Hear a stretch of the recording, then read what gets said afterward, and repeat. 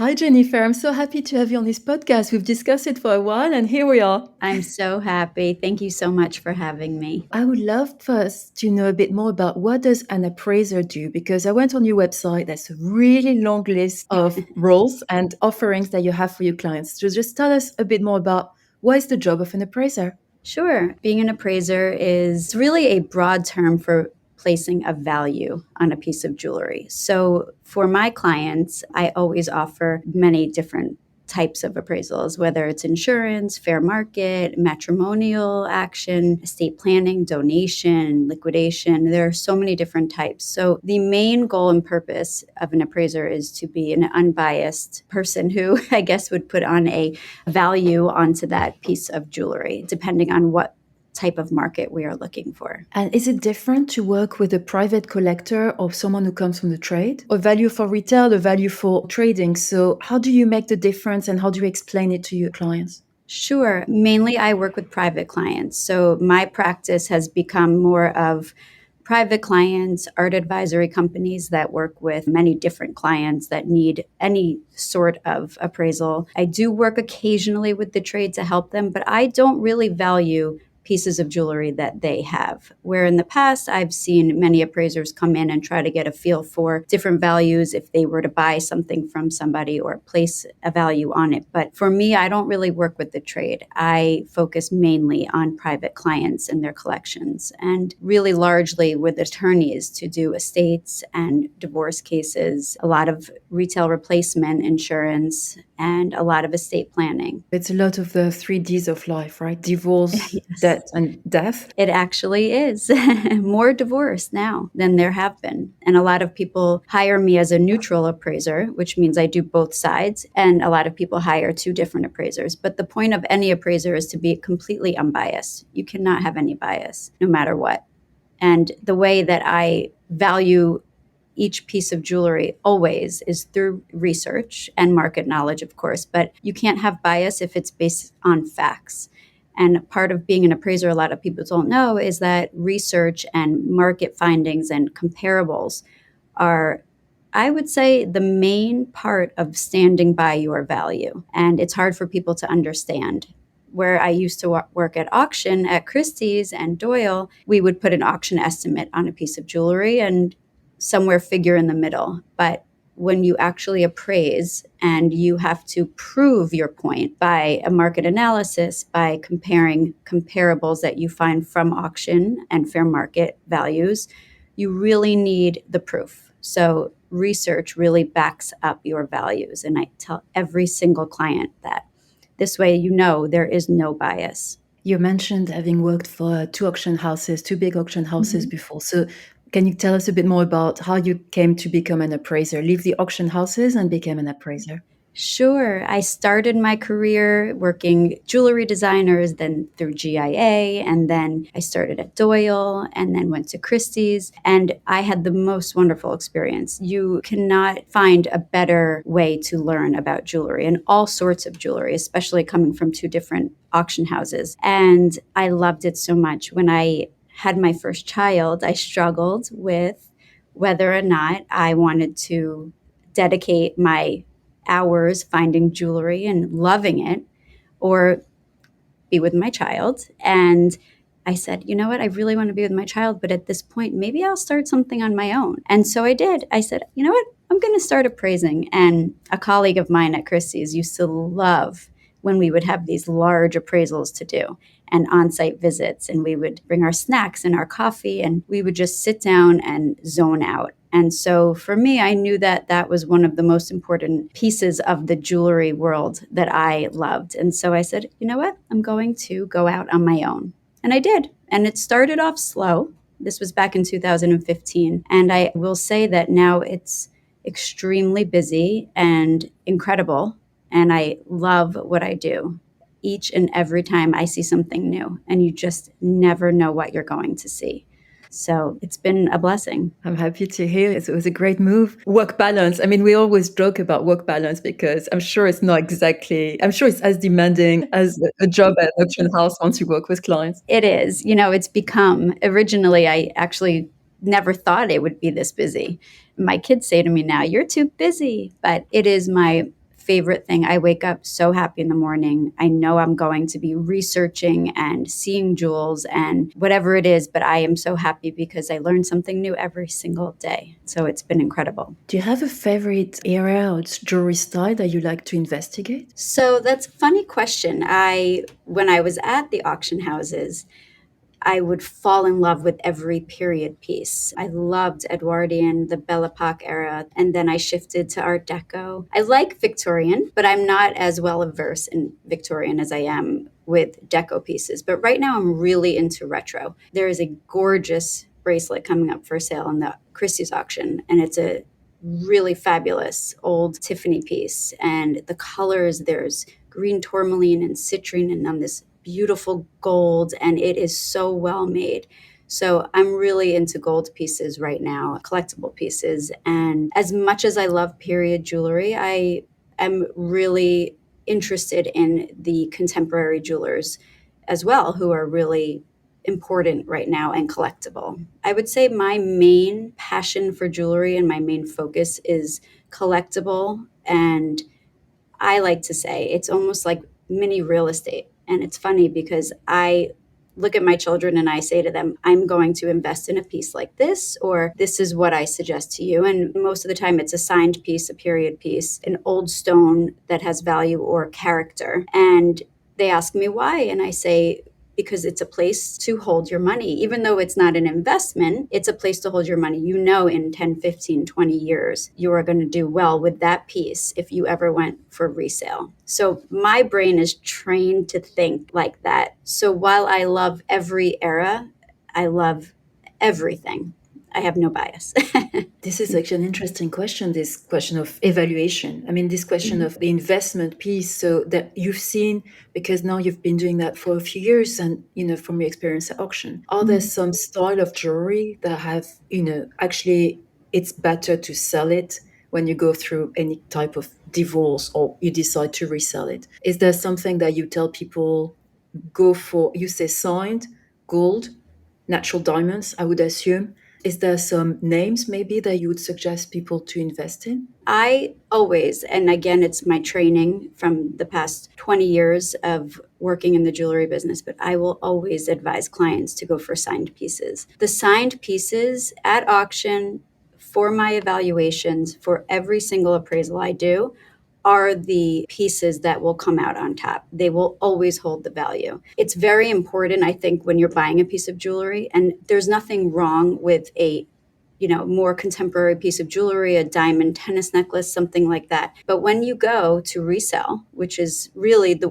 people come to me not to resell it, but for me to say, okay, here is your fair market value. This is what it's trading at today in the open market. The diamond tennis necklaces, and unless they are a 5 carat center and a really perfect graduation, larger stones to smaller, really well done, high quality stones, they just don't hold their value as much as a Van Cleef Alhambra necklace in 20 years, or an old piece of Harry Winston, an incredible saturated emerald from Harry Winston, an emerald and diamond brooch, or a amazing cashmere sapphire, or Ceylon, or Burmese. So when I tell people to invest, and not necessarily invest, it's really more of where is a good place to put your money if you're going to buy jewelry. You might like the trendy jewelry, but can you alter it to be a signed piece of trendy jewelry that will hold its value because of the name? So right now we date periods, but we stop at the 20s, right? And in 20, 30, 40 years, it'll keep going. So those pieces from that time period will be really important and respected. So I try to stay away from jewelry that isn't signed, and some people don't like that. But if they are asking my opinion, based on my market research, what holds its value are signed pieces. And natural diamonds, right? Natural diamonds, of course. And, the market fluctuates, as we all know, in the 1 to 2 carats right now. But I recently had an incredible client, and they had the most incredible collection of old pieces of jewelry, some period, some vintage, and incredible diamonds. Those brown, yellowy, orange, gorgeous, saturated, intense stones, and then this beautiful marquee diamond, an old cut You can't replace those old cuts anymore.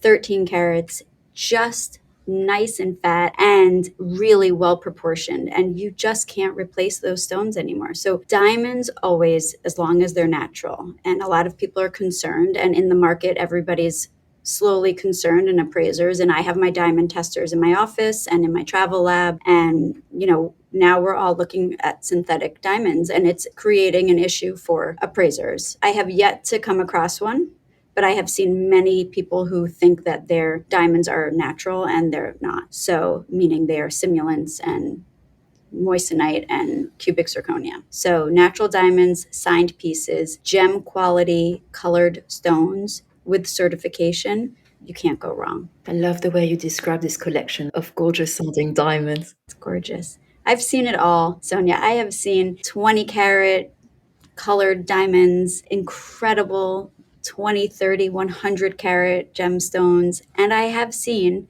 a gold chain that I absolutely fall in love with. So you see the highest quality, but then you see the lowest. And it's funny, with my experience at auction, with my experience seeing so many private collections, pieces that you just whimsical and beautiful, and they make me so happy. But when you see kind of everything all the time, some of those important pieces are just unattainable for a person like me. And then I see these small gold pieces and little whimsical animals and signed, of course. And I just want them. So it's nice to see the really important stuff, but the affordable pieces that everybody could have their hands on are equally as important, in my opinion. Equally. That's a very good point. I sometimes see things, in collections, like in Christie's Paris. I think Christie's has amazing in Paris, very wearable, lovely pieces. And I saw this little Boivin brooch the other day. It's like a little bird. It's out of my budget, but it's not crazy out. I could just tell my husband to sell the car or something like this to buy it.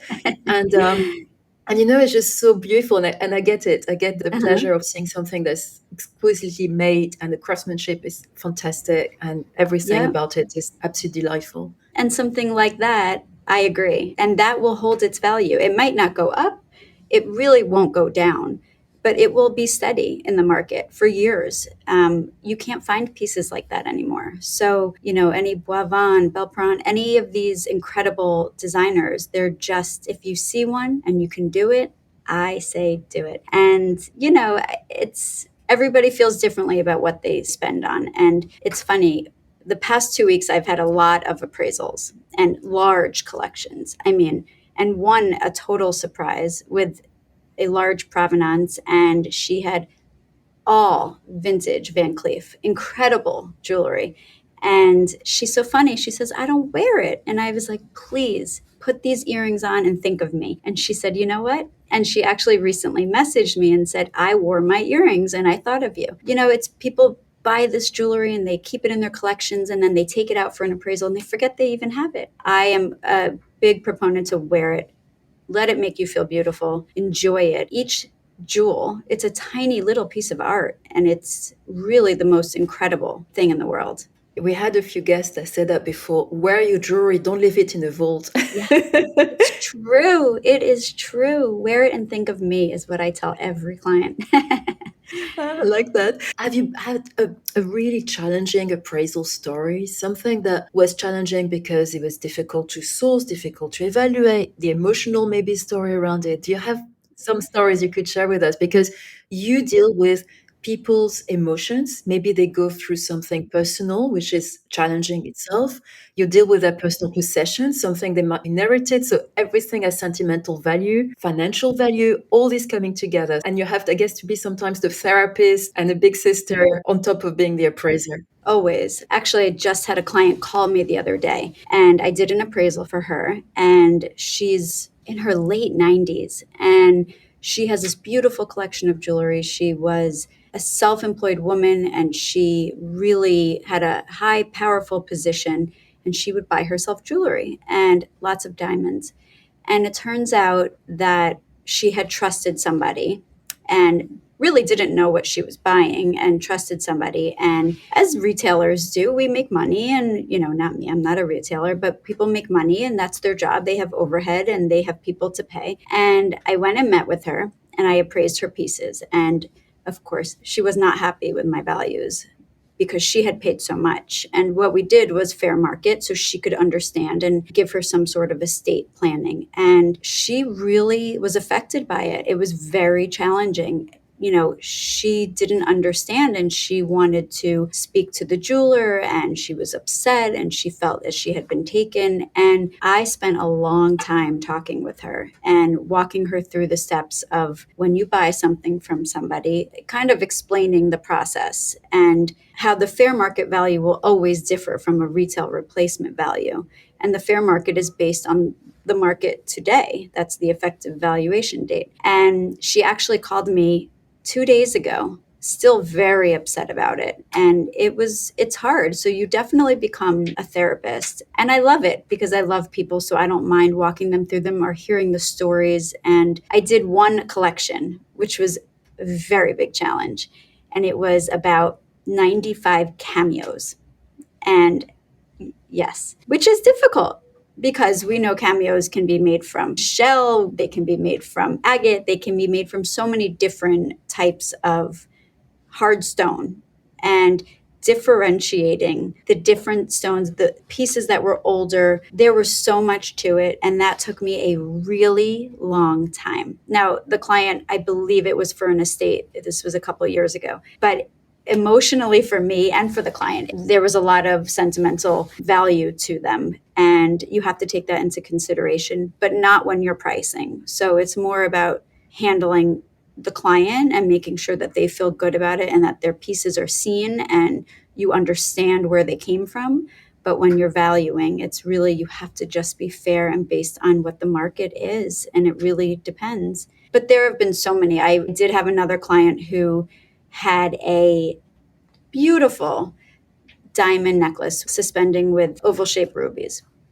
He had purchased it for his wife and from I would say a reputable jeweler. And when I went to appraise it, this was for a divorce.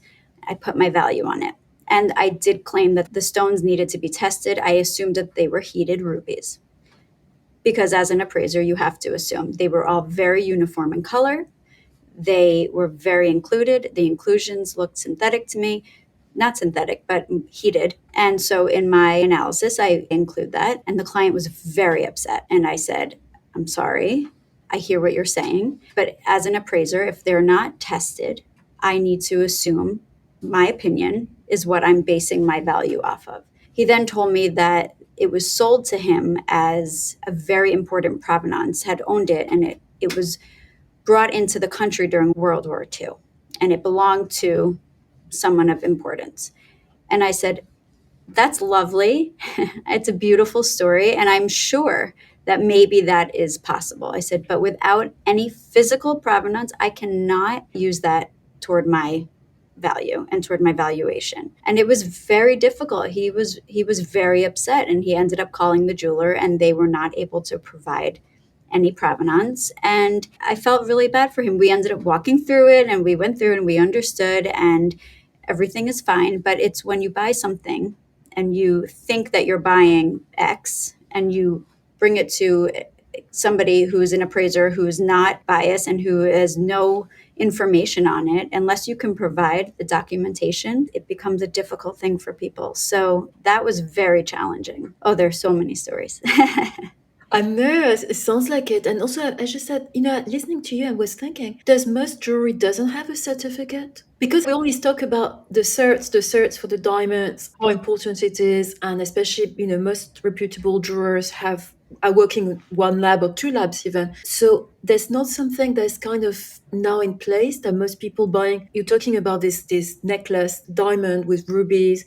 The gentleman assumed provenance, non-heated, Burmese, that wouldn't have some kind of documentation to go with it? If you are an educated buyer, you should ask for that. Absolutely. And a lot of people will call me just to advise them on what to ask, what to say, what should the price be? Should I get any documentation? But in this situation, he did not, and the store and the retailer did not offer anything. So if they're not offering you anything, then you have to, as the buyer, understand that you are taking the chance that you are buying something that is heated, that might not be Burmese. They looked Thai to me. And you take that risk. But when you're uneducated and you're buying for love and you're buying because it's beautiful, you can run into a little bit of an issue there. So nowadays, a lot of people buy, but they don't always have certificates. And, sometimes you buy at auction and there's no certificate, which most of the time there is, or you buy from a dealer and there's no certificate. To me, that's always a red flag. So no matter what, I would advise always a certificate. But, as an appraiser, I see a lot of emeralds and sapphires and rubies, and I have to include in my disclosures and in my limiting conditions as an appraiser that these pieces were not tested at a gemological lab. Therefore, the value is based on my opinion. And should we test these stones and they come back different from my opinion, the value is subject to change. And I have to include that every single time because they should be tested. There are so many fillers for emeralds and different heating mechanisms for rubies and different origins for rubies and different gradings for the rubies and grades, for colors and sapphires and whatnot. And it's dangerous for an appraiser really to just assume that something is cashmere without knowing, and it becomes a little bit of an issue for appraisers. So no matter what, I advise people to have a certificate done. And if they choose not to, that is completely up to them. But it's very important, very. That's a great advice for collectors. So I Mhm. think that's a very important one to keep in Yes. mind. And would you have also an advice for someone who would like to become an appraiser? Maybe someone is thinking, wow, Jennifer's job is just so dreamy. You're dealing with beautiful jewelry, the whole scope. You learn about, one day you can learn about cameos, another day you learn about something else. So tell us, what would be your advice to someone who'd be interested in a career, professional path? Study the market, learn the market, follow the auctions. I religiously listen and follow auctions all day long while I'm working. See everything you can see. Learn price per carat, learn sign pieces, learn signatures, learn the different treatments that can be done to colored stones, learn about diamonds, learn everything, see everything. Really, the key to being an appraiser is just your experience and your knowledge. Go to an auction house, work at an auction house. Very important. Work for a wholesaler. It's really everything your experience, and you have to build it up and learn history. There are many historians who would make wonderful appraisers. There are many appraisers that have recently contacted me and saying, "Oh, I'm starting to do this now and this now. How do you do this?" And you know what? It's based on just learning and getting comfortable, taking ownership over what you believe, trusting your gut, which is so crucial because your gut knows. If you know jewelry, you know. I can look at a ruby, an emerald, sapphire, and I can say no matter what, oh, that's it. And that color is ingrained in your head. Same with stones and diamonds and pieces of jewelry, like the piece that you saw at Christie's Paris. You just know when it's special. So trust your gut and just study, follow the markets, follow the auctions, everything. You learn something new every day. You see something beautiful most of the days. Everybody has different style and taste, and you meet lots of people. It's wonderful. You convinced me maybe to, that's it. That's the next You career should do move. it. So much jewelry to go around. We all need help. There are very few appraisers in the city right now. And I see it and I feel it because I'm getting calls left and right. And I don't like to turn down people because I want to help. But each time I'm saying, okay, I'm quoting now 8 weeks out for a final product. And it's the nature of the business, but it's a beautiful business. And it's slightly different because many other people in the business sell and buy. I don't do any of that. So for me, it's strictly seeing the jewelry, falling in love with the jewelry, and putting a value on it. And that's how my brain thinks. Jennifer, it was fascinating. I really, really enjoyed learning more about your job, of learning about praising jewelry. I think, people who are collectors who want to know exactly how it works, and you gave so many insights. And the thing about paper and knowing where the source is, I think, is so important as well. But the passion, that's why we love this podcast, that we have people who are really passionate about what they do and jewelry. So, and you combine the two, and it's absolutely wonderful. Thank you so much, Thank Jennifer. you. This was so wonderful. I'm so happy. And keep doing your show. It makes me very happy.